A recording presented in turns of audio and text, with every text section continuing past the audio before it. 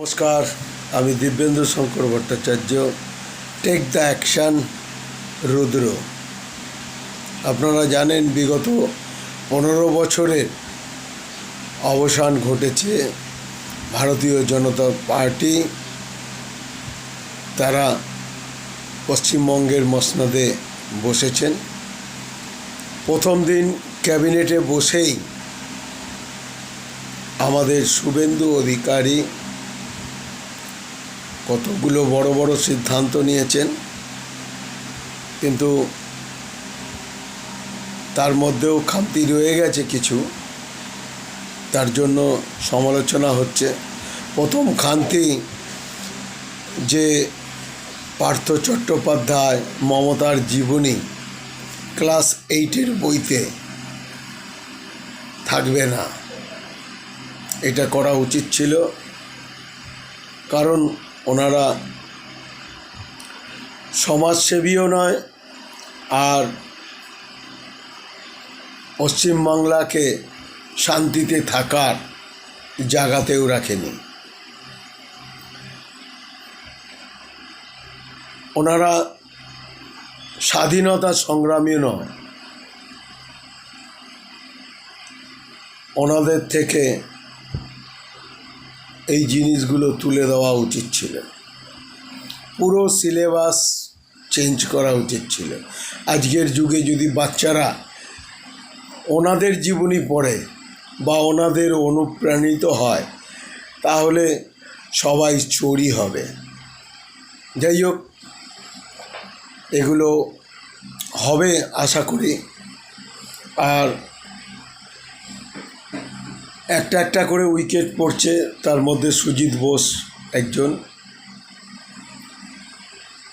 ভাইপোর কানটা কবে টানবে সেটাই আমাদের দেখার।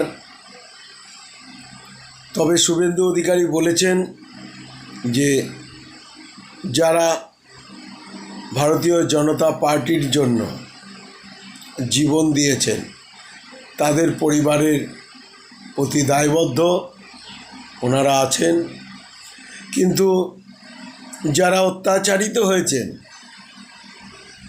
দিনের পর দিন ঘর ছাড়া, বাড়ি ছাড়া, পরিবার ছাড়া, তাদের জন্য শুভেন্দু অধিকারী কোনো কিছু বলেননি। কর্মীদের এইটাই সবচেয়ে বড় রাগ রয়ে গেছে। ওনারা ভাবছেন বোধহয় আমাদের পেছনে ভারতীয় জনতা পার্টি নেই।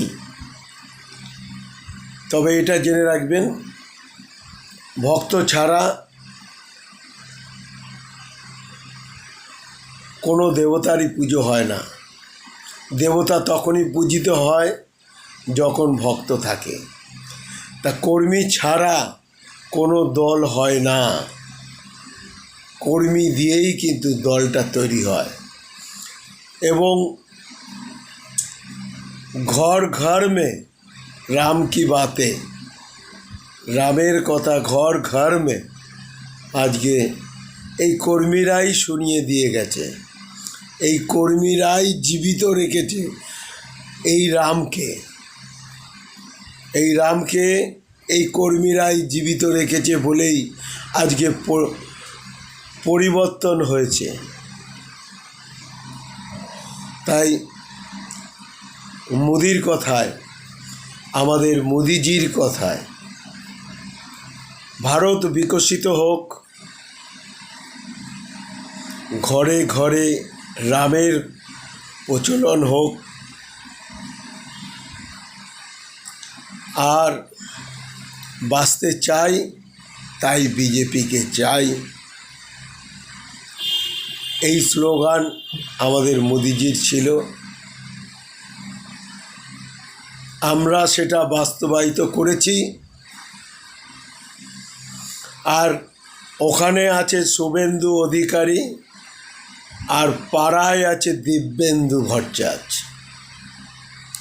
যারা এই সন্ত্রাস চালিয়েছে পরিবারের প্রতি, তাদেরকে কিন্তু ছাড়া নেই।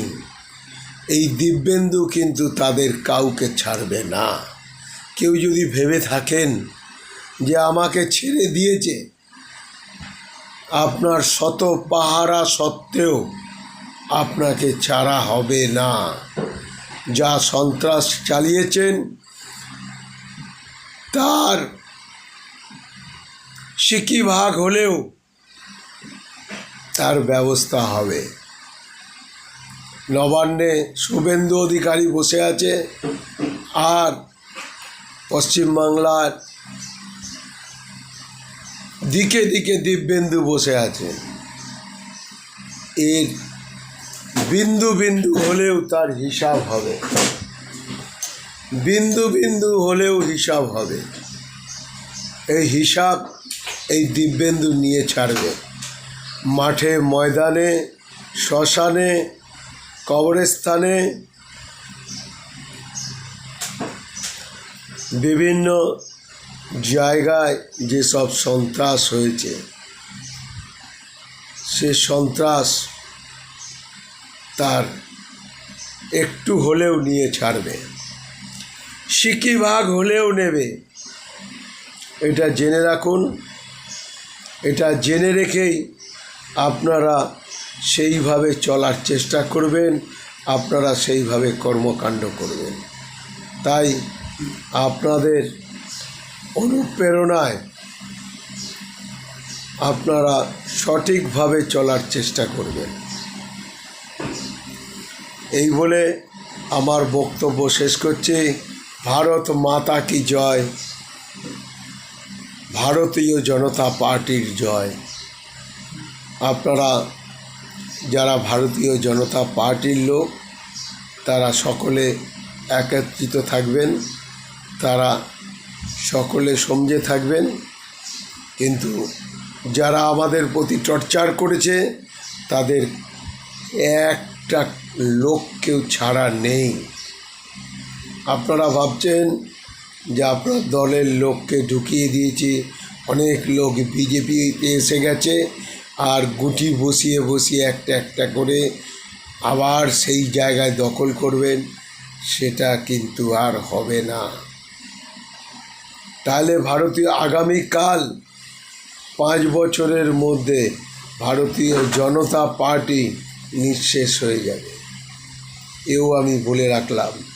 এই বলে ভারতীয় জনতা পার্টি জিন্দাবাদ, ভারত মাতা কি জিন্দাবাদ, এই বলে আমি আমার বক্তব্য শেষ করছি। নমস্কার। ভারত মাতা কি জয়।